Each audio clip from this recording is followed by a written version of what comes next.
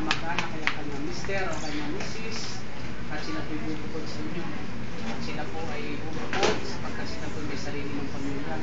Ay hinihiling ko rin po sa inyo na gawain pa rin po ninyo sila sa kanilang pagsasama. At kayo naman dalawang na bagong kasal bilang kaugaliang Pilipino ay napakalaki ng ating paggalang sa ating mga magulang. At ang paggalang na yan ay dapat panatilihin natin habang sila ay nabubuhay. At sa buong magkita ng pagmano sa kanila, naumpisahan nyo ngayon, gagawin habang sila ay nabubuhay. Sige, mano kayo. Sa mga magulang, hindi pagka mga buhay ni mano, pag-uutas na, hindi mano. Yung po mga ninong at ninang, pagkatay po kandidat, magmamano rin po sa inyo. Nang yung inyong sintumin na minimum ay hindi makalimutan.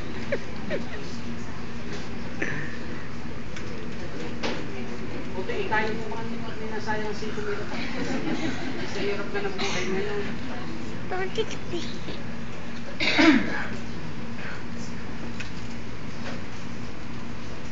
Roland at Eds, sa dahilang buong puso ninyong tinanggap ang isa't isa bilang tunay at legal na mag-asawa.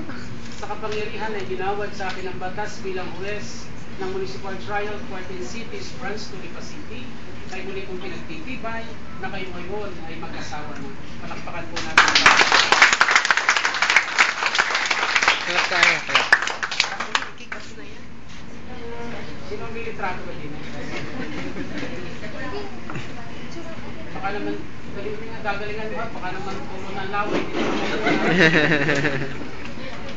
Hawakan mo siya sa dalawang balikat, Roland. Dahil kayo nabikasan na. Roland, sa dahilang si Eds naman ay tunay at legal mo ng asawa, pwede mo na siyang halikan ulit.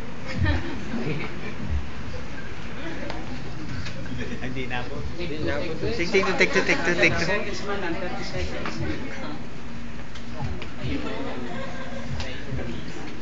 Dito na lang kalimutan ko nakakalimutan ko rin yung asawa. Parang hindi yan. Sige, mag-silpo na po tayo.